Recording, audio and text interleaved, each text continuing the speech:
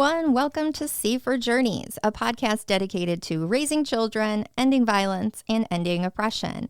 I am one of your co-hosts, Heather, here at Safe Journeys in Central Illinois, and I've got Melissa with me. Hello. I am the Community Engagement Director with Safe Journeys, a domestic and sexual violence agency empowering survivors and seeking to end this kind of violence in our communities and end oppression as well. And Heather is one of our preventionists and actually our community engagement specialist. Yep, that's right. I don't do as much with the young kids, but like occasionally, and I do a lot of the more science-y stuff. Does that make sense? Yeah. Okay. I mean, that's where your specialist thing comes in. Yeah. I'm a little more sciencey. I'm like, we need to do this. Look at this data. Yeah. And everybody goes, okay.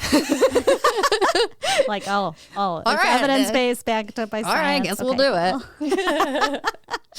Well, and it's interesting, too, because I've been talking with some area youth at some high schools in our service area, and we have been getting some feedback just from them. And when I say listening, like I'm asking some questions of them and even planning some presentations with them and asking them, what do you want to talk about when it comes to relationships? Or, what do you think about consent? Like when it comes to you and your friends, what are you facing right now?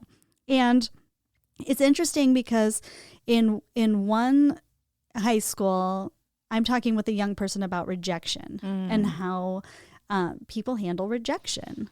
Not well all the time. Or even how the rejection is given. And it's like, how do you even go from that?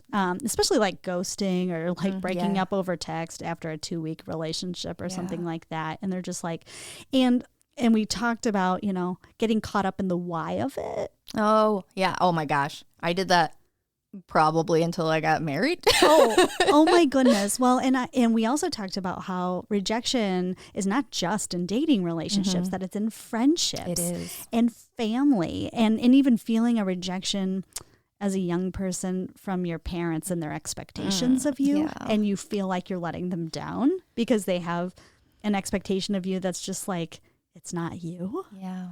And it's not realistic. And I know I've talked about that on this podcast before of like me having expectations of like my kiddos. And then it's like, oh, hold on a second. It's not even a lowering. It's more like shifting? Understanding with them. Like, shifting. It's more like looking at them, listening to them, seeing them. And honestly, and this is where what it came down to with another youth, it was like, all I want is them to say, I see you, I hear you. Now, what do you want to do about this? How do you want to go forward and how can I support you? That was what it came down to for rejection, especially with parents. I mean, we also previously had done some small listening sessions with some young people, and that was the takeaway as well. Yeah. They want to be validated. They want to be seen and heard and respected. Yeah, and it doesn't seem that like pivotal of a revelation, but like honestly, sitting with young people again, I'm just like, but it's so easy to not do these things. I think we get so caught up in like, what am I supposed to do? What, and even the young people facing rejection and how they handle it. Like, again, it's so important that we model how to handle rejection. And it's so easy not to handle rejection well. Because, like, you can also receive rejection just from society. You can receive it through your workplace. You can, like, college applications. Exactly. So, like, thinking about what seniors face in high school, like, just that, the acceptance letter, rejection letter, like, just... In the feelings like, am I going to get in or not? Am I good enough or not? Anxiety. Yeah. And honestly, what we decided like that presentation would really focus on is like accepting yourself, really knowing your worth, and that confidence is going to be key. Because it's not going to just help. And this is for honestly anyone, not just young people. No, totally. Having like valuing yourself, being able to face rejection with grace that also helps you to establish and enforce boundaries. It does. And we actually talked about too, like, okay, so let's say you just got rejected. What do you need? I know that I need time and space. And if you don't give yourself time and space and you just have to keep plowing forward, like, you're going to continue to be stuck in that why. Like, what did I do wrong? Why is this happening? Like, if I was prettier, if I was funnier. Yeah. Or if I hadn't done this thing, or whatever it was. And we'll never know. The only thing we can control is us. Our own reactions. We don't know the motivations for other people or their rejection of us or whatever it is. And so what it really came down to was like, okay, like, make sure you have enough time and space to really take care of yourself in that time, because you need to get back to the place where you know that you have worth. They didn't reject your personhood, like who you are at your core. They were just rejecting that relationship with you, or whatever it was. Or maybe like you felt it as rejection when somebody said they didn't like that thing that you created, or whatever it was. And so making sure it doesn't get to the core and being like, so having that self-worth and having making a list of things that make you feel good. And that's how she said it. She said, I would have them do one of the final activities I would have them do is make a list of a few things that make them feel really good. And then the checkout could be like, which of these are you going to do tonight? Yeah. I mean, which really we've done in other stuff. Absolutely. I'm thinking about our teen workshop. Like that was the end of every session. Yeah. But yeah, no, I think that would be super valuable. Yeah. Gosh, rejection it's a weird one. There's a lot of feelings. There is. And so I really loved that conversation, and it happened with two different youth. And then the consent messaging is something that it's so funny because our prevention team, our ages are like in our 30s and 40s. Oh, that's what I was going to say. And so we're stuck like in this older lady consent messaging that we received when we were younger. And we're like, oh yeah, consent is sexy. That's like the best one we've ever heard. So we're going to keep saying it. And then I was preparing some questions for the listening session, and I asked Heather, like, so what should I ask? And she's just like, we need to ask about consent messaging. That works. And it's because I had just done that like consent day thing at the college. Yeah. And I was trying something new. It was a little uncomfortable for me. I was a little nervous because some of the language that I was giving them was kind of explicit. It was on purpose because I'm trying to use language that they were using. And it's the adult. They're adults. And they are adults, absolutely. And just like give them examples of what consent during sexual activity might look like. Right. But as I was handing them out, I'm thinking to myself, I think these are cool, but I'm 40. And I know when I was 19 and 20, I did not think the same things were cool that my, 45-year-old mom or whatever was thinking. So we wanted to have messaging that was impactful. Yes. It's like we don't have enough time to waste time. We do not. No. And we need something that's going to really hit them and help them understand. And they're not just going to tune out and be like, listen to these old ladies try to talk to us about consent. Yeah. And I'm always worried about it, especially because, I've got an 18-year-old living in my house telling me how lame I am all the time. So, yeah. Oh, that's too much. But did we even say then what the messaging was? No, because it was great. It's so good because she was telling me that she and her friends actually like this is something they face all the time because and obviously I'm not going to share names or anything, but she and her friends like she says they will do anything it takes to be in a relationship with somebody. So if it's a guy, right? Like if the guy wants to do something, they're going to do it. Okay. Yeah. Because that's how they're going to get to be with that person. They don't see like a boundary there. They're just like, whatever it takes to be with that person, like that's what I'm going to do. Yeah. And they're not thinking back to themselves, is this something I want? And so what she said is something that rhymes. And I was like, oh my gosh, but it's sure and I guess do not mean yes. Because that's honestly, those are the answers they'll give. It's just like, oh, do you want to do this thing? I guess. Sure. And like, okay, but that's not an enthusiastic yes that like we talk about, you know? And so, and when she was telling me this, she knew. And she even described the dynamic. She's like, oh yeah, this is exactly what happens. Like, I do it too. And I was like, you're like, that's no. amazing. You've even reflected enough to tell me that. Like, that's very true. You know what's going on. And she watches her friends do it as well. Which she probably is able to reflect on better because it's sure. not her own feelings involved. Yeah, it's kind of funny because she'd be like, yeah, my friends. And then eventually she's like, yeah, I mean, I do it too. That is the story of my life. I'm constantly like, you know, don't eat fast food every day, blah, blah, blah. Candy's terrible for you. And then it's like I go home and eat, you know, Culver's and a bag of candy. It's like, cool, Heather. Nice job. Way to be a hypocrite. I know. Well, same with this podcast, right? I'm like, I need to listen to that episode again.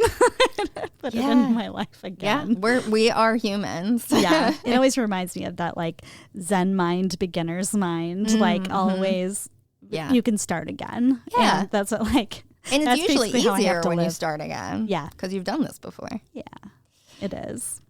But yeah, so we are going to be talking about child abuse prevention at home today. And so just a trigger warning that we always start with since this content has domestic and sexual violence in it. So yeah. So all of the stuff today, we're just kind of giving you little extra pieces that you can do with the children or the young people in your life to help encourage and develop the skills that they need to keep themselves safe from abuse, but also so that they do not cause harm to other people.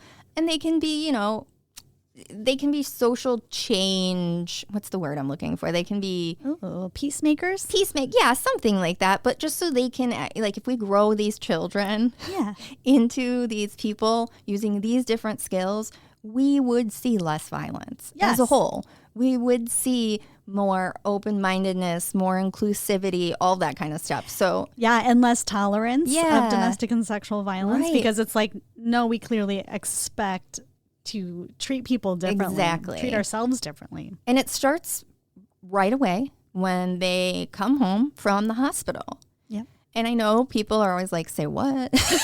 Right away from the hospital, they're eating, sleeping, and pooping, and that is it. But seriously, it's true. But seriously, it really starts right away. So one of the first skills, I guess we can call them, that we want to encourage caregivers to encourage is empowerment. And empowerment can be used in a variety of different fields and ways, but in general, we want kids to know that they are powerful and they have control so that other people don't exert that on them, right? So one of the things you can do to help empower your children is to encourage them to voice their feelings and concerns. And on anything, let them know they are welcome to say, I think this punishment isn't fair. I know that sounds terrible as a parent. You're like, I'll tell you why it's fair, right? But they have the right to tell you. It doesn't mean you have to change anything. Right. You can say, I understand. This is why we're doing this this is why we have this punishment. Or the kid might actually make a good point. Yeah. And I think that would be really powerful too, because then you're showing humility. You're like, actually, shoot, that's true. All right, let's adapt. Let's change. Because you know better than I did on this particular front.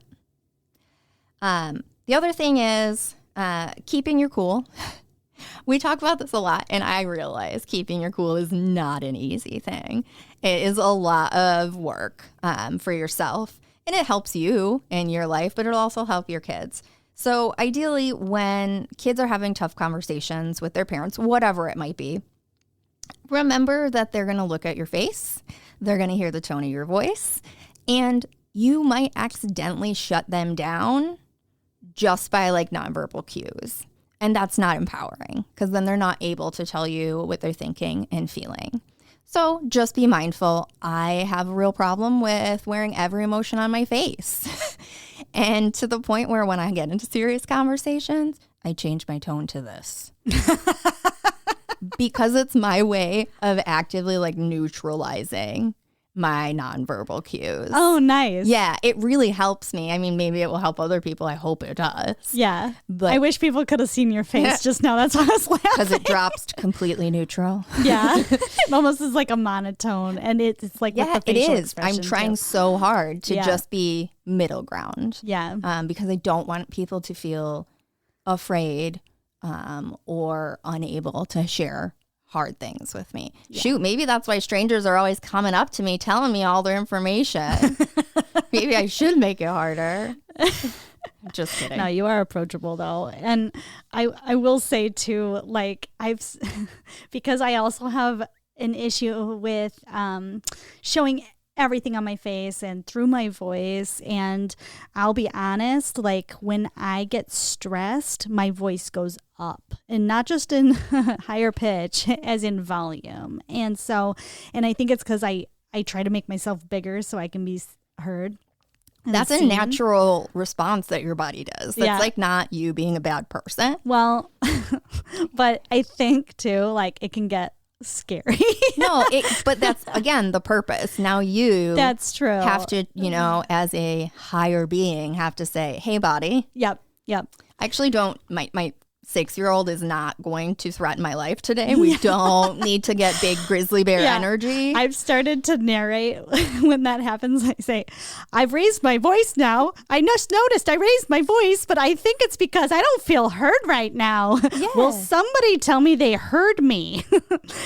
But what a good way to model recognizing and saying what you need. Yeah, really. And then I'm like, all right, because I'm so amped up, I'm going to go to the kitchen now and take a few breaths. Yeah. No. Which that is actually a big step for me, because otherwise I would have just kept going. And so I think, and it's taken so much time, and I have to remember though, like, bring the volume down. Yeah. But I think noticing when that stuff is starting to happen and be like, okay, what's going on for you? Like, this isn't their problem. Yep. You're actually trying to address a different problem, but now you're making a whole new one. So what do you need to do to take care of yourself so that you can go help them get through whatever they're going through? Yeah, put your mask on first when you're on the airplane, right? Yep. Usually I run into most issues with the 6-year-old trying to get her out the door in the morning. Fair. But that's honestly like the biggest challenge. Well, and then there's how many additional stressors to that, because it's not just getting her out the door. It's if we're not out the door on time, we're going to be late for school, and then I'm going to hear about from the school, and then I'm going to be late for work, which means so-and-so has to cover or whatever. So it's like the cascade of events that occurs if you're late. Yeah, absolutely. Which is, I have a problem with that as well in general, where I look at the cascade rather than the tiny little piece that's in front of me. Yeah, and then I start naming what the cascade's going to be out loud to the 6-year-old who can't handle all that. And I'm like, why did I just put all that on her? Anyway, wow, I just sound like a total jerk. But you do. That is like... You sound normal. My stress played out in the morning. Yeah. There you go. Well, and mornings are no fun anyways for a lot of people. I know some people are mornings, but morning people, but not everyone. Well, and that's the thing, like with the morning routine. But then if one thing changes, then you're on a whole, you're on it again. Like, okay, what's going to work? Yeah. What's going to work? So it's not like every morning, and some mornings are super smooth, but when it's not, it's not. No, I feel you. So the last little thing I want to talk about regarding empowerment is, and this is also super hard for me, is guiding the young person through the challenge rather than either straight up telling them what to do or doing it for them. And I think as a parent, you're like, it's going to be faster if I do it for them, right? So you do it because you're trying to save time. But that isn't showing the child, one, that you believe they can do it, that they're capable of doing it, and they can't show themselves that they can do it. So like, we really have to slow down. I know how hard that is. I don't know how to give you an extra couple hours in the day. I would if I could, but I can't. So make sure you let them work through challenges. My mom was great at this. I hated it then. Now I see the value in it, where I'd be like, Mom, blah, blah, blah, I need help, or this isn't working. And she'd go, no, you can figure it out. And I would be mad. I'd be so mad. I'd be like, I just want her to freaking do it for me. Yeah. But that's such a valuable skill. Now I can problem solve my way out of most things. And I wouldn't have been able to do that without that constant reinforcement and encouragement to go figure it out my own way. And then if I didn't, my grown-up is there to help me. Right. Or if I make a mistake, my grown-up is there to help me. So I think that's super important. And showing that you trust and believe them is setting the stage for them to be able to share things with you that might be really hard. It may be, I know it seems not connected, but if your child was to disclose abuse to you, they might be more willing if they know my parents believe me. Yeah. So when I tell them, they're going to believe me. Mm-hmm. Oh, I love that.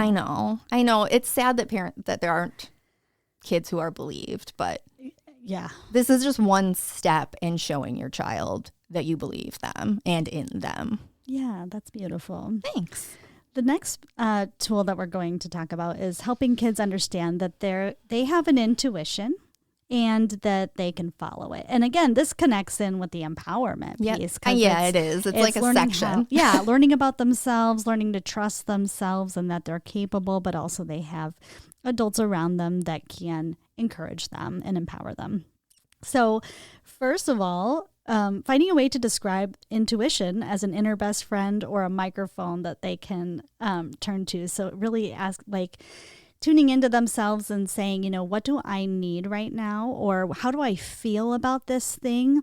And that truly, if you feel weird about something, or you feel like your tummy's hurting or your heart's pounding and you feel like you're scared, like this could be a way that you start talking about this, is that we might be starting to notice how our body feels when this thing happens or this person's around. And that, if it does feel weird, if your tummy does feel icky, then it's weird. Like, trust yourself. Like, if you feel scared about something, then like it's not right for you, or maybe you feel uncomfortable. Like, trust those feelings and teaching them to really just tune in and trust themselves. That's what intuition's all about. And that listening isn't just with our ears, that we can truly listen into our body and notice how we feel, slow ourselves down just a little bit so that we have space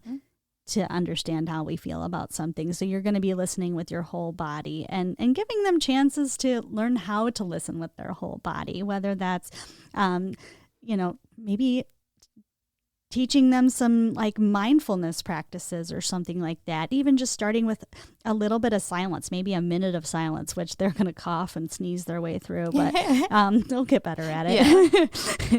It's so funny. So I used to have a congregation, and I would have them do 2 minutes of silence. And it was so funny when they first started, because they would like cough and like you would just hear all this hustle and bustle and they're just sitting there, but like they were the loudest little crew. And then a few weeks later, like I would say like a month in, it was like pure silence. Yeah, because it takes practice. Yeah, and it was just like, oh, now you're more comfortable coming here into this space and being quiet with each other. Like, wow.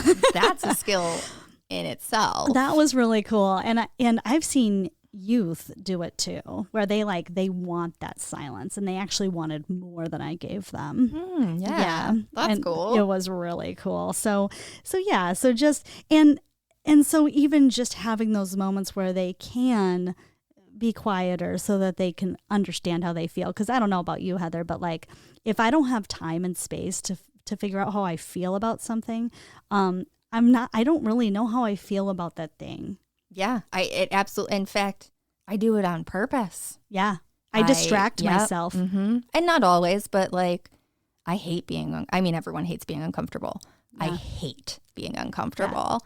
Yeah. It's one of my like trauma things that I carry with me. So when I'm uncomfortable, I immediately seek solutions to fix it. And sometimes that's just a distraction. Yeah. But if I can't sit and feel the feeling, I can't move past it. Yeah. No, absolutely. I have to schedule PTO. Yeah. To actually have time with myself to see what do I really think about this thing? How do I feel about this thing? Yeah. What am I going to do about it? But like, honestly, I have to think and feel first. You really do. Yeah. I was having a hard time with a variety of things somewhat recently. And like, I kept doing that thing where you feel like you're about to cry and then you stop yourself. Yeah. And it was at work. So I was like, oh, yeah, I'm at work. And I was like, you know what, girl, close the freaking door. Have your cry. Yep. It's okay. And like, of course, in the space, here at Safe Journeys, that's never going to be looked down upon and everybody's going to support you in whatever way you want to. But it's that like personal thing, right? Don't cry. Don't show that vulnerability. But you know what? This last week or two, I allowed myself the tears. I allowed myself to sit in my self-pity for just a little while. Oh, yeah. And I do think I've come out of that hard moment on the other end feeling a little bit better. Yeah.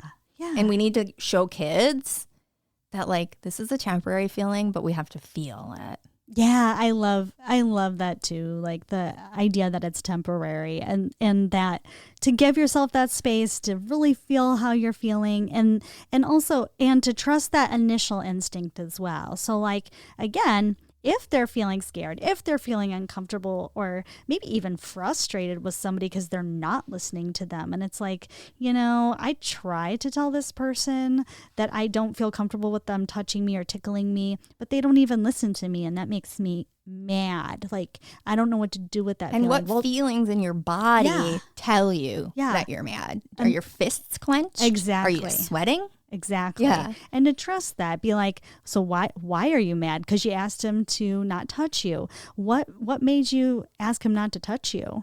And then, so like you felt uncomfortable. Maybe you felt, because we know that anger is like a secondary emotion. To fear. Yeah. So, what made you scared? Like, did you feel it in your tummy? Mm-hmm. Like, what does that tell you? Like, and if you need to not see that person anymore or have those moments where there could be touching or you need me to help advocate for you, let's do that. But yeah, teaching kids to trust their feelings and not just like stuff them down and be like, oh, well. Which is probably why I don't cry, right? Or I don't want to cry. Yeah. Well, and get through it. Yeah. Find the solution, Toughen up. Yeah, exactly. Yeah. Sorry. Yeah, toughen up. Yeah. Clearly, we're expressing some things that we were not pleased with as a child. Oh, yeah. Yeah. Like, oh, get over it. Oh, yeah. Yeah, I saw some TikTok about like our age group. It wasn't like, let's work through your feelings. It was like, some kids have it worse. Pull it together. Exactly. Yep. Okay. Yep. I guess I'll just keep going. Yeah. Or stop crying or I'll give you something to cry about. Oh, God. I couldn't hate a saying more than that one. That was a bad one. But I like some of these questions that could be tools for you all. So here's one. Where does your intuition tell you it might be? Like if you're looking for something, right? Yeah. Like, I lost my favorite dinosaur. All right. Well, what's your intuition tell you? Yeah. And then asking them, how does your heart feel about that person or situation? Because if you ask them about their heart rather than their mind, they might dig deep into feelings rather than, because we know emotions are in your brain, but like when you feel it in your heart and you're thinking about your whole body, your heart's more in the center of you and they might tune more into, oh, my arms feel tingly, or, I have this like pit in my stomach, or my chest is tight, like all those things, Yeah. So I like these questions because they can be really good tools for caregivers. And then, when your kid asks you if you're upset or angry or sad or whatever that emotion is, be honest with them. Like my 3-year-old right now, like something will happen, or maybe even he's even like play fighting us with his little sword or something. And he's a big adventure boy. Okay. And he's just like, oh, you okay? Are you okay? And then sometimes, I mean, like it really hurt, and you're like, oh, when you push the sword that hard, like it does hurt, and trying to keep the neutral tone and everything. But saying like, hey, that does hurt. Like, I'm okay, but like, we got to be careful with how hard we I'm feeling ouchy do right that. now. Yeah, exactly. Yeah. And so, make sure, like when you tell them nothing's wrong, you're teaching them that their intuition is wrong. Because like when this is going to play out for them, they'll be like, oh, well, I'm okay. I feel scared right now, but yeah, nothing's wrong.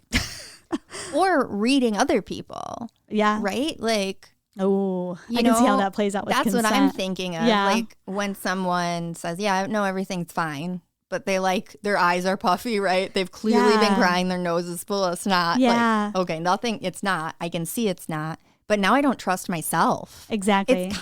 It's gaslighting, really. Yeah, gaslighting yourself, gaslighting the other person. Yeah. And like this is all about tuning in to our nonverbal, Yep. and being able to read somebody else's nonverbal. And this is going to give them practice, because if they trust themselves on the inside, they're going to trust, how they're going to trust that the person next to them who they're in relationship with trusts their own self. Mm-hmm. And they'll be able to say, hey, I noticed you're looking like you're kind of uncomfortable with this. Mm-hmm. How are you feeling right now? Yeah. Because I know asking I want for this, clarification. Yeah, exactly. No, totally.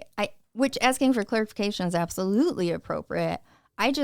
The amount of times I have, now that I think about it, done this where a child said, hey, is something wrong? And I was like, nope, everything's fine, because I didn't want the kid to be upset. Yeah. I wanted them to see me as their caregiver being strong so they don't have to worry. Yeah. And like, it comes from a good place. It does. But it's not really giving them the skills or the experiences that they need to be empathetic adults. Yeah. Yeah. Because they're literally reaching out saying, I'm noticing, and they might be not be using this language, but basically in adult language, they're saying, I'm noticing that you seem like you're angry right now. How are you feeling? Mm-hmm. And like, Will be, you okay? Yep. You okay? Right? But like, he sees it. Yep. He clearly sees it. Yep. So I think, it's super duper valuable. Yeah. For everyone. Yep. It is. It is. So the next skill we want to talk about reinforcing and building with your kiddos is body autonomy.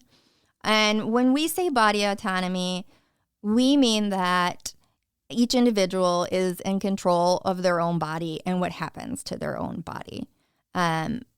This is less about vaccinations, which I know some people had used that. That's not how we're referring to body autonomy.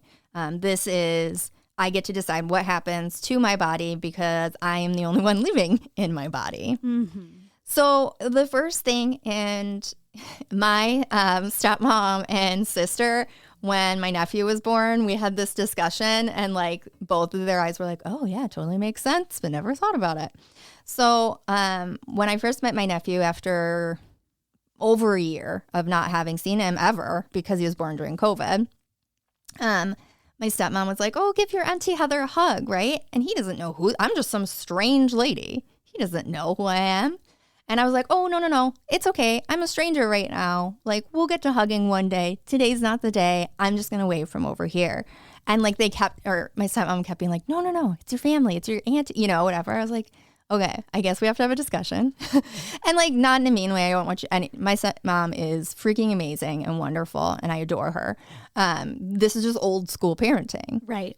And so my sister was like, yes, we're not going to force him to hug anybody. And so very exciting that everybody joined in on the body autonomy game. But that's one of the things we have to think about. And it's not just hugs and kisses with family. It's sitting on the Easter Bunny's lap or Santa's lap, Melissa's poor daughter was slightly traumatized by a Santa. Yes. And it's because he wasn't respecting her boundaries, even though she was trying to show him through nonverbal communication. Yeah. She was not into it. Yeah. Well, and she had even declined to sit on his lap. And because then it's her body. She gets to decide. Yeah. And then he came up behind her Mm-hmm. and tapped her on the shoulder. And she was just like, I'm not turning around. No. I'm not even acknowledging this person, but you could tell she went rigid. Well, you ended up having to say something. I said she clearly said no. Yeah. But like, how great for your daughter to see you supporting her decision. That's right. Yeah. Saying, look, my mom could tell I was not cool with this and that I said no. And this, grown man was pushing my boundaries. Yeah. It's like, and so my mom stepped in and, mama bared the heck out of that situation. I wish I could go back to the moment and just add one more sentence where it's like, what need is not being fulfilled for you right now that you're trying to seek it from some 6-year-old girl? Because I was just like, what is wrong with you? Yeah. Why are you putting this on her? Like, she already declined. Yeah. And like, there's no benefit to that Santa. Like, he doesn't get more money for every child that sits on his lap or something. No. So like, what's the benefit here to you? Because if you're really here for the kids, then you should be doing what the kids want. Yeah. And it wasn't like something where he wasn't like, it wasn't like a line of kids where it was like he's sitting there was a line, and then it wasn't in a mall. It was like at a pancake breakfast, which is why like he came up later setting, to do that. And it was just like, it was just so strange. But anyway, yeah, just like, and that leads into this whole like practicing saying no. Wait, I have one more thing. Oh gosh, sorry. It's okay. It's okay. It's okay. I was like, wait, I have one more thing to say. Yeah, I don't want to cut that off. So no. When we practice body autonomy at home and in our families, we teach kids two things. One, that people aren't allowed to do things to them that they don't want, but they're not allowed to do things to other people that they, that other person doesn't want. And boy, that's hard for kids. I mean, it's hard for adults, right? You can't make somebody do something. I suppose, well, you can, but that would be abuse, right? Yeah. So it's important that they know if someone says no, you respect the no. Yeah. And that's part of the body autonomy, which then goes into practicing saying no and refusing and standing up for themselves. And like Heather was saying, this isn't just about touching either. This is for everything. And we can make it a game here. Like we can even go through example scenarios, and think about, if somebody tries to threaten you or ask you to keep a secret, and especially about touching, but just anything, because really, if you recall from episode 5 and 6, when we talked about grooming and the different characteristics of, or the different steps of grooming, one of those was like testing the kids' secret keeping abilities. And so it just even an adult saying, my favorite color is blue, but don't tell anybody, okay? Mm-hmm. And seeing if that comes back around. But like, again, we shouldn't be asking kids to keep secrets. And I know the color blue isn't necessarily unsafe secret that hurts people, but like, again, they were testing the secret keeping ability. And so, just finding some scenarios that... I think Emily mentioned this at our meeting on Friday, and I was like, wow, Emily is so good. It's not even in the curriculum. But I remember her saying, like, we talk about what if someone, I think it was bribing or threatening. Yeah. What do you do if someone bribes or threatens you to keep a secret? Yeah. I'm pretty sure. And I was like, shoot, I wouldn't even have thought about putting that scenario in front of them. But it's very important. Well, and especially like if somebody offers you something you really want, mm-hmm. whether that's candy or and I'm not just talking about getting in the car, offer the candy thing, like offers you candy to keep a secret, mm-hmm. or offers you your favorite insert whatever. Yeah. That there. Like gets you the new iPhone, like to keep that secret. Mm-hmm. So I think that is a really good scenario to go over with your kids. And again, like you can make it like a role play or even a game or create a game where you maybe it's kind of like not a Candyland kind of thing, but like maybe you do make a board game or maybe you make flashcards or something like that and say, all right, what's a response to this or whatever it is. Be playful with them because they're going to remember things like games. I actually saw like a recommendation. I can't remember where it was for a game. Yeah. And there was some kid song about different activities. I don't remember what they were, but it was like, we love going to the park and blah, blah, blah, whatever. And so you play the song, and when you hear a thing that you don't love or you wouldn't want to do, you scream, no. Oh, so I love it. they're just screaming no, essentially, at certain things that they don't like. But it kind of gets you to that place where, like, you're comfortable saying no. Yeah. Yep. But yeah, I don't know how well it would work in real life, but I saw it on the internet, on the interwebs. And here's another one, and I haven't gotten to this with my kids yet, but it's considering a code word that kids can use when they need help saying no, because that could be something that indicates to you as the caregiver, I need to step in and help my kid say no right now, and they're asking for help because I'm hearing the code word. So I really love that idea. Without having to like make anyone else feel uncomfortable. I'm thinking like at that Santa situation, right? If your daughter had, I don't know, banana cakes is your code word, which is weird, but it's just what came to my mind. And like she just looked at you and was like, Mom, banana cakes. I want banana cakes. Yeah, like immediately you would know that she wants help. Yeah. And Santa would just be like, well, okay, I guess she likes banana pancakes. I don't know. Exactly. So, yeah. Yeah, I like that. Cool. So we're going to talk about private body parts again. I know you've heard this a lot, but we keep talking about it because it's so stinking important. First of all, using the appropriate biological terms for body part isn't sexualizing it. If you're using the appropriate terms, it is anatomy, it is science, it is nature. That doesn't mean it's sexual, okay? That's first and foremost. And this goes back to empowerment. It does. You are giving them the information they need to be able to make decisions about their body and use those words if somebody were to touch them and be able to say, do not touch. Yeah. Yeah. Excuse me. So, that's the first thing. Second thing, we don't need to be creating any more shame or stigma around body parts or private body parts. There's already too much of that out there. We need to be destigmatizing the use of these words. Again, if your doctor is using them, this isn't a sexual word. If your doctor would write this down in a medical chart, this is not a sexualized word. We don't need to have stigma about it. All it does is keep people from getting help that they need. Yes. And whatever help, whether it's they suffered sexual assault, they have an infection, it doesn't matter what help. But people don't want to ask for help if they have a private body part issue, and that is not okay. Because we all have private body parts and we all need to keep them healthy. That's right. And just like any part of your body, right? Yeah. And not using the words makes it hard to stay healthy. Yep.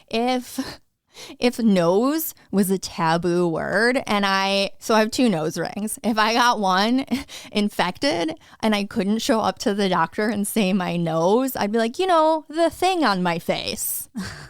Okay. You also have eyes and a mouth. Like, you can see how it can be misconstrued, right? Yes. So, and that kind of leads into the next thing. It's easier then to use that term when you need to. Yeah. One of those things might be a health issue, but it could also be that you were abused. Someone touched your private body parts when they weren't, they're not supposed to. It wasn't your mom wiping your bottom at 2.5 because you used the toilet. So we have the words, we can use them. We can say, hey, no, don't touch my, penis, my vulva, my breast, whatever it is. And that's a deterrent in itself, which we learned straight from predators' mouths. When they use the correct terms, they know this kid's got some knowledge and they have people that they can talk to. The second reason is, I hope it never gets to this, but if a child is abused and there's going to be a court case or a criminal case, if they don't use the correct term, and Erin Marin talked about this as well, if they're not saying the name of that private body part, they're using some nickname, that predator is way more likely to get let off. Yeah. Because they can argue that, oh, well, my fanny, right? My fanny, that could mean anything. Could mean a fanny pack. Maybe they were talking about their fanny pack or whatever the case might be. So it's really important that kids can use those terms so they can use it with the police, they can use it with the doctor, and they can use it in the court system. Are any of those things I want your kids to have to use them? No, but it's better to be prepared. Yep. Now, it's very important, as a caregiver, you are one of the people that the child sees most. And especially in the home, you see this child every day. And so not just depending on like school-based prevention that we featured in episodes 8 and 9, this is important all the time. And now, am I asking you to constantly be like on the lookout for opportunities to teach a lesson? Like, no. But if this is just part of your practice of like we've said, the body autonomy, the empowerment, allowing them to trust their intuition, like you need to trust your intuition, that it's okay that they trust theirs too. And so what is really important is that you reinforce what the child has learned at school when they do learn it.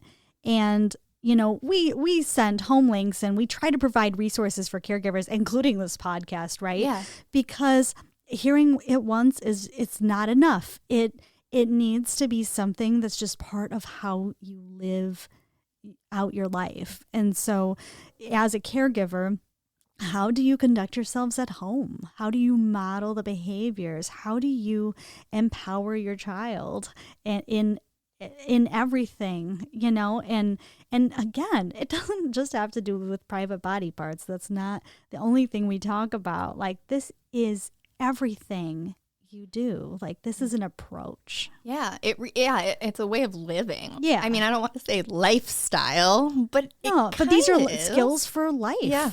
For healthy relationships and healthy relationships with their own body, and the empowerment and giving them the tools they need to be able to say no and have boundaries and have healthy relationships in their life, including with their own body.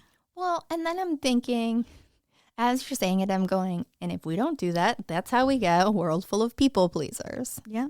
Right? And as a people pleaser, it isn't fun to be a people pleaser.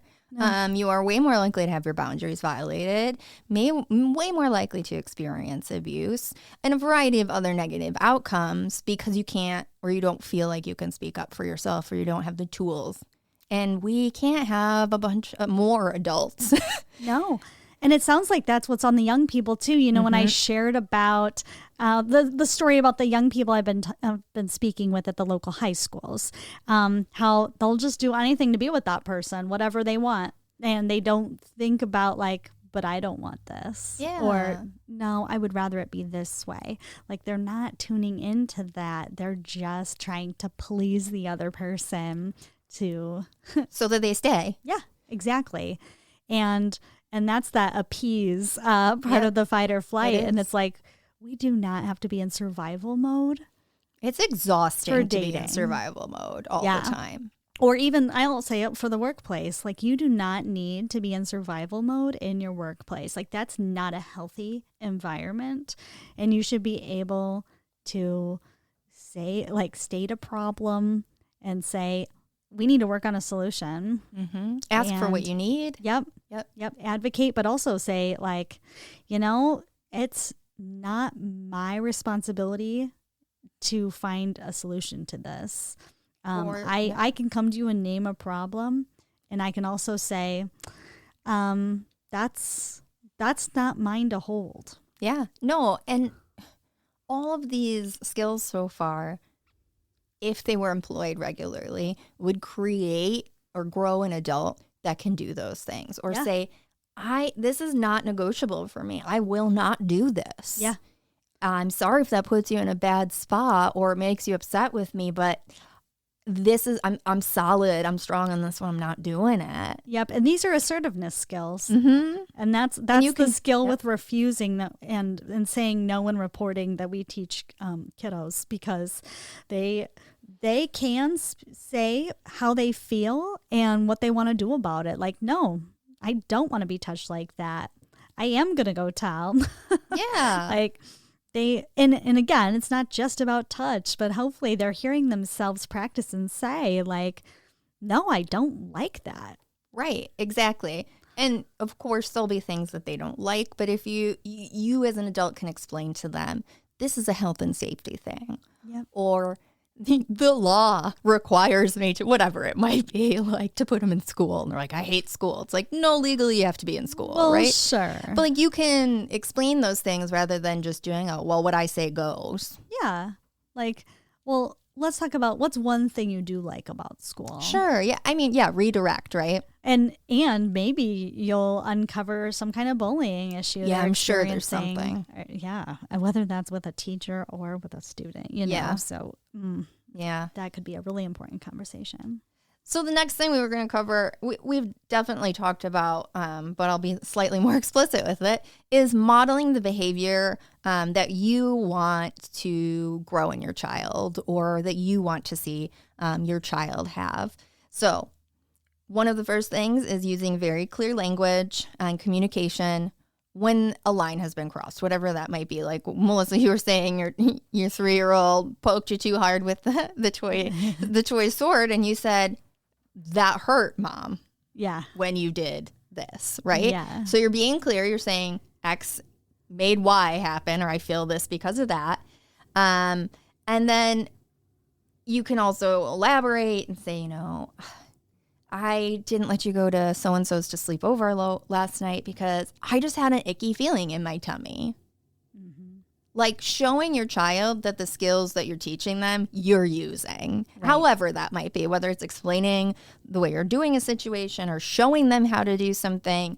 Like if you and your partner are having an argument, arguing is okay, but you can do it in a healthy way. And if your child even overhears you saying, yeah, hon, I hear you're saying you're angry at me for not, doing the dishes enough. I'm sorry that I made you feel, like all those things. Like your kid will hear it. They will use that language. I mean, they use our swear words, right? Yeah. They'll use that language too. So just remember, you can drop those good words and those good skills in for them to use as well. Right. And even check in later as well. Like, of course. If they did hear it and be like, yeah, naming what happened and saying, that was not a good way to handle that. And maybe even talking about like how you're working on it. Yeah. Or something like that. Yeah. Or I'm thinking, I'm particularly thinking a mom has had a really rough day and she's got 3 kids trying to climb on her when she gets home. And mom is in her mind being like, all I want is some alone time. And these kids won't leave me alone. So you could say as the parent, hey guys, or kids, I had a really hard day and I need some personal space right now so that I can be the best mom for you guys, right? Like you can tell them, I don't want you to do this right now. And it will help them handle rejection. Oh, dude. So I actually have like dealt with this recently. Okay. Because then I tried that one, like, because I tried to get her to feel empathy for me. Okay. And she was just like, nope. She kept whining and being like, and repeating herself, because when she doesn't feel heard, that's how she repeats herself and gets into whiny mode and doesn't hear anything. And so I was really thinking about it because I was like, okay, this does not need to be a big fight. Like this could be, she knows we're going to take a walk. I just need 15 minutes. after I get home, or I need to eat.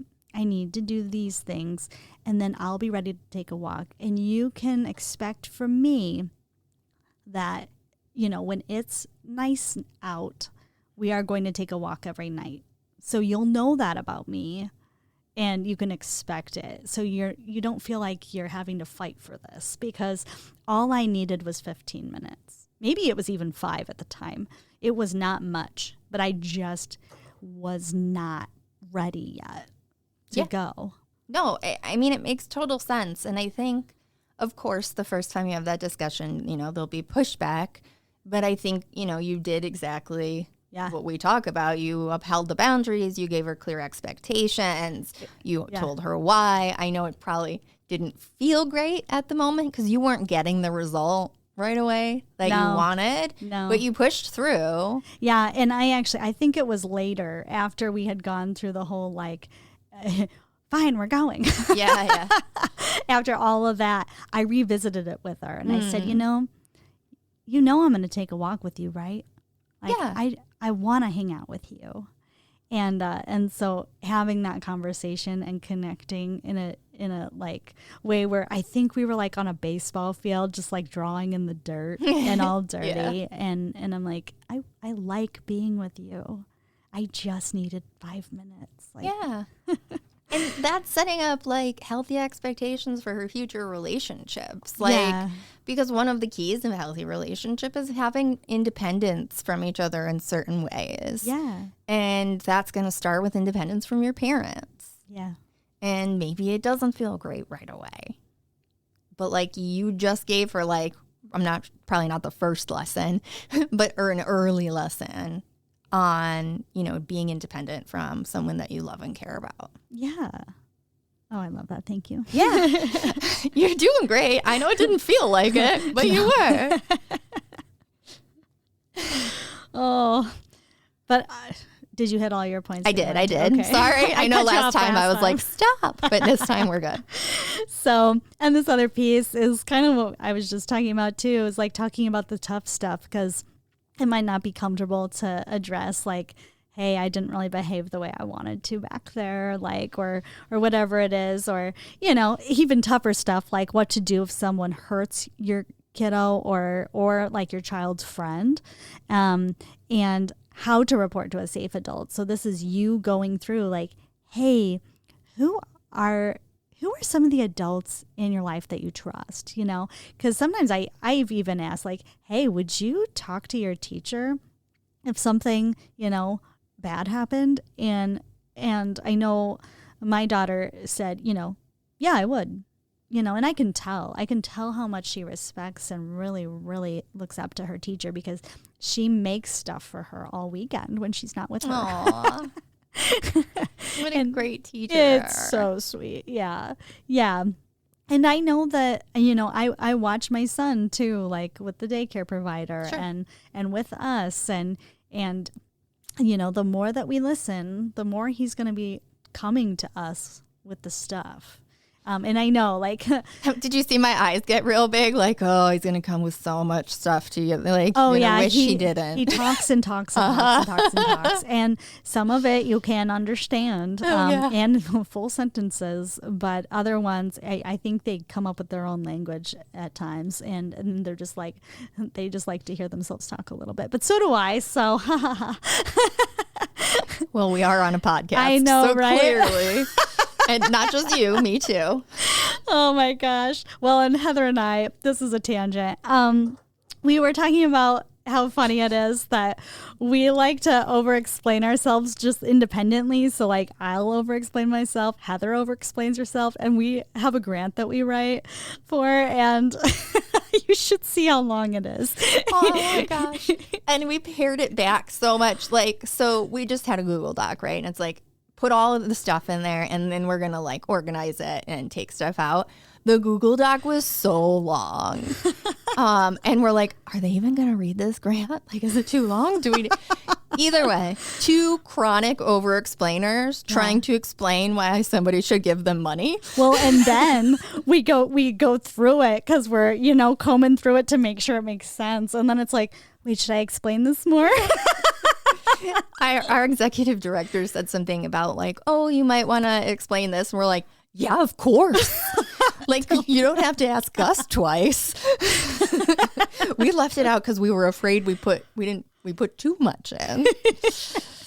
Oh, I love that about us. But yeah. But so, you know, we talk a lot about the littles because I know I have a 3 and 6 year old, and I know Heather brings in her expertise because she's had a teenager for quite a few years now, and so I wanted to talk a little bit about teens because talking about the tough stuff with teens, sometimes they'll just be like, I do not want to hear this from you, and but I think when you're starting from a young age, you've just created this atmosphere that you can talk about these things when they're ready. And if they don't want to, be like, I know this is painful. I'm sorry. I mean, like, it's okay to be like, honestly, I feel uncomfortable right now too. Yeah. But it's so important. Yeah, like this has to do with your health and safety. Like, it's just so important that we have this conversation right now. And I love you. And that's why I'm making myself uncomfortable. Yeah. Right? Because it matters. Yeah. Like, this is why I just took you out for pizza. Like, let's go for a 3-hour drive so I don't have to look you in the eyes while I share this information. Oh my gosh. But that makes me think about our consent activities that we've done. And that's what made me think about it. We can post that in the show notes actually too, is like we have a pizza consent and a cookie consent activity that we've done with teenagers. And I think it's so cool because you could literally have them decorate the cookie or decorate the pizza with you, and you can walk through what it's like to do consent, like and do the activity first and then debrief with them, and literally you've just taught them. Yeah, consent. Nobody understands how applicable consent is until you start teaching it. Yeah, and then you're like, holy crap, we consent. All day long. Yep. We are negotiating boundaries 24/7. Yes. And when we're talking about sexual relationships, it isn't any different. And everybody needs to feel seen and heard and safe. Yes. Yeah. And I have an 18-year-old at home. We have had many a difficult and unpleasant conversations. Usually it's me leading. Because I obviously talk a lot. No way. Yeah, weird, right? So we'll have the discussions. A lot of times it's quick.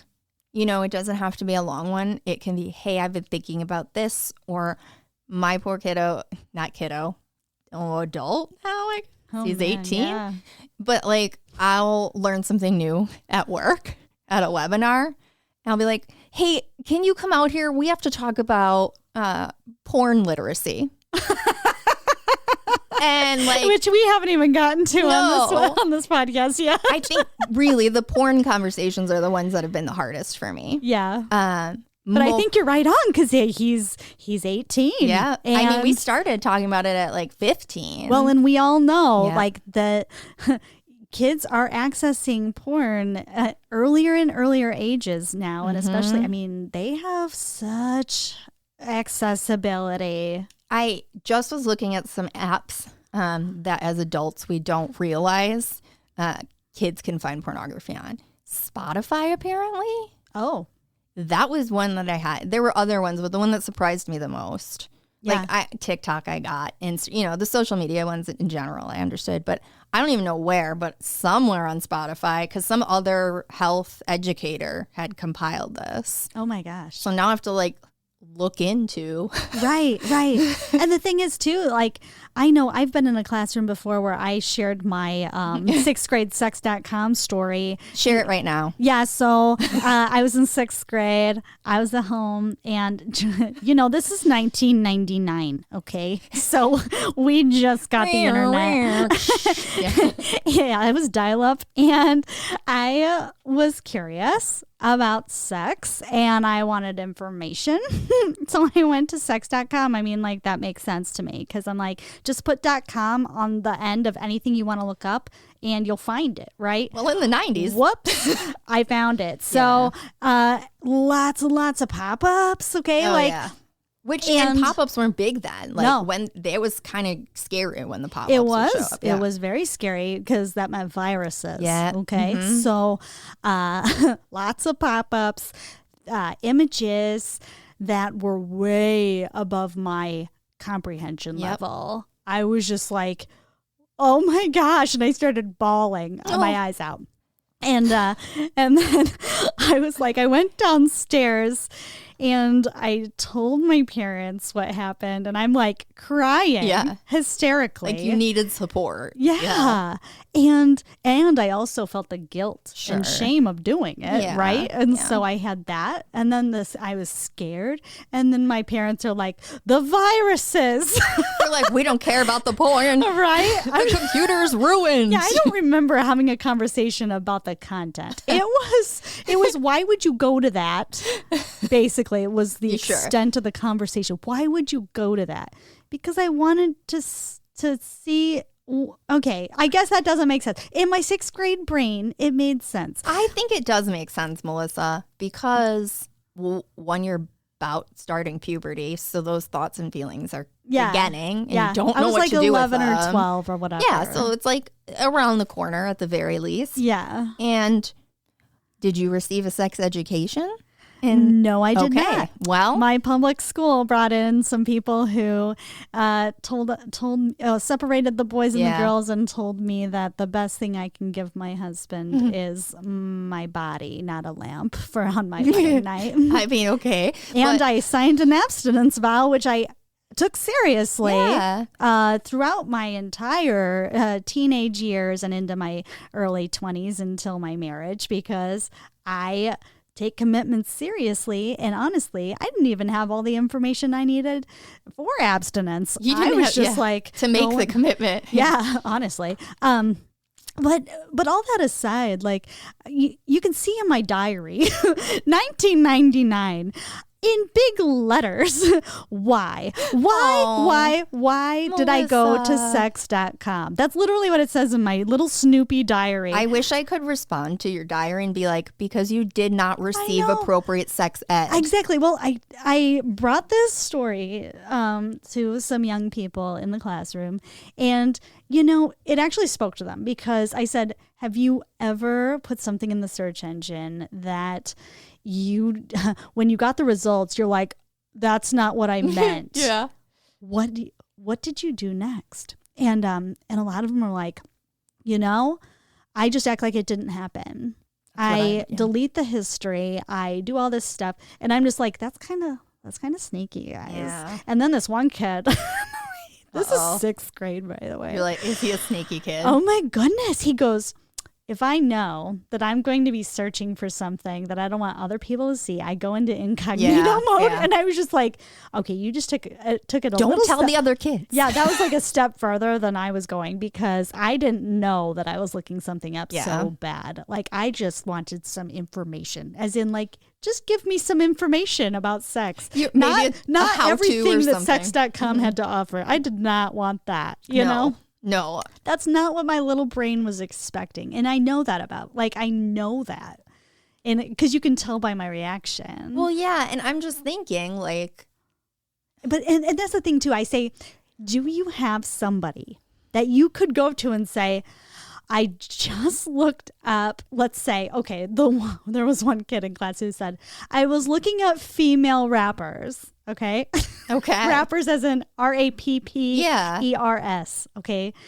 Yeah. And she spelled it WRAPPERS. And female condoms came up. Okay. Okay. I was wondering where that was going. She was so ashamed. Oh. And I was just like, oh, honey, like, I get it. I get it, because nobody talks about it. And that points to sex and blah, blah, blah. However, could she have found somebody to go talk to about this and say, oh my gosh, this happened. Like, why? What is that about? Or like, I have questions, but I also don't want to know the answers all the way. Like, so can you just meet me where I am right now? Like, do you have those people in your life? That's my biggest question. Even if it's an older sibling, right? Like if it's an 18-year-old, 17-year-old big brother or big sister. Yeah. If that feels less scary to ask for support, that's okay too. Yeah. But I'm just like, you need that, some people in your life that you can go to about stuff like that. Like, because you're going to do some stuff that it's like, no, I didn't mean for that. Or actually, I was looking for that, but now I'm like, I don't want that. Or I am really having the reaction that I want to cover this up. And like, I want to go process that with somebody. Like, what do I actually do? Or do I need to tell my parents? Which, I mean, like, is it a safety issue? Right. Like maybe can not. you process with a trusted adult that maybe like would just help you get through that moment and then decide like, hey, is this something I have to share? Or is this something I can just say, I've processed this. I'm okay. It's okay to not share this thing. And I'm thinking teenagers right now when I'm talking about this. It's just one of those things that I want to make sure they have somebody, because it's like you don't have to be sneaky somebody about this. You could literally go to somebody and talk about it if you accidentally find this. And of course, like, did my parents nurture me through that moment? No. They were like viruses, but I would have freaked out about the computer all the viruses too. The block-ups, the pop-ups. I get it. I want to block them. That's why I said block. Oh, the pop-ups. Your brain mushed it together. It did. So yeah, anyway. But I think that's important. Like, we need our young people to have those conversations about boundaries and respecting other people's boundaries, but also that that they can just go to about like these all hard things. Yeah. And then just reinforcing consent when it comes to power dynamics and substance use and coercion, and making sure they know that they have the power to make a decision and trust their instincts. And that's really what it comes down to when you think about substance use. It's like, well, how do you feel about it? And if they're already tuning into how do they feel about it, hopefully they've got some more healthy coping skills than unhealthy coping skills that can counterbalance that, because it could turn into a bigger problem. It could. It absolutely could. And, many people in America have substance use challenges. Yeah. So it's important to talk about, and important to talk about substance use in relation to consent as well, right? Because if you are under the influence, or if the other person is under the influence, that's not consent. Right. And like, I realize how many people have sex under the influence. I'm not saying you're all bad people. It's just things you need to consider. Right. So like, if someone had a beer and who is it that told me? Some other educator said, if they can drive a car, they can have sex. But if they can't drive the car, if they're too drunk or too intoxicated to drive the vehicle, then they can't consent to have sex. Yes. I thought that was a decent description, and it takes into account like body weight, number of alcohol consumption, etc. So I thought that was good. Yep. All right. I won't keep talking forever. I could, but we I'm might not going over-explain to. some more things for you. So, our media we love this week is actually one of the publishers' websites for one of the curriculums that we use. The curriculum's called Second Step. You probably heard Emily mention it in episode 8 and 9, and maybe even 7 with Aaron Moran. But Second Step is the curriculum we use. It is not just abuse prevention. There's also a social emotional learning aspect to it that many of the schools use as well. Yes. So it's super easy for educators to tack on the abuse prevention with the social emotional learning. So it's called Second Steps. They have a YouTube with videos for parents and videos for young people, and they have a website. You can take a look at the type of things we would cover on that page. There are resources for parents. There are resources for teachers. I know sending you to a website is, you're like, oh, cool, another website. There's actually a lot of really, really good stuff, and it's super duper informative. So highly recommend taking a peek. You do not have to have purchased the curriculum to get a good idea of what's going on there. Yeah. And so we are so grateful that you tuned in for this final episode of season 1. Whoop, whoop. We did it. I can't believe that we recorded 10. I know. I have so many more things that I want to say. Yeah, so stay tuned. We're going to have more seasons. So we're pretty excited. If you are interested in being in touch with us, you can get a hold of us through SafeR Journeys Pod at safejourneysillinois.org. And that truly is all spelled out. So, yep. Or if you head over to our Facebook or Instagram and you shoot us a message, yes, I'm going to be the one receiving it. And of course, I will share it with Melissa. So feel free to use that if emailing's too much trouble. I would probably go for a messenger app just because it's a little easier. Yeah, and who knows, maybe in the next couple seasons, we'll be able to take things like voicemails or connect through some maybe parent support or caregiver support groups around here locally or even on Zoom. So anything's possible, honestly. And we have some cool ideas for next season. We do. I don't want to commit to anything yet, but... Oh, yeah. But we've got some cool stuff, and you're going to hear more from other team members of ours. Yes. Yeah. More topics that we can over-explain for you. And hopefully some young people. Yes. Mm-hmm. We're planning on having some young people on to hear it straight from their mouths. Yeah. So thanks again for tuning in. Until next time.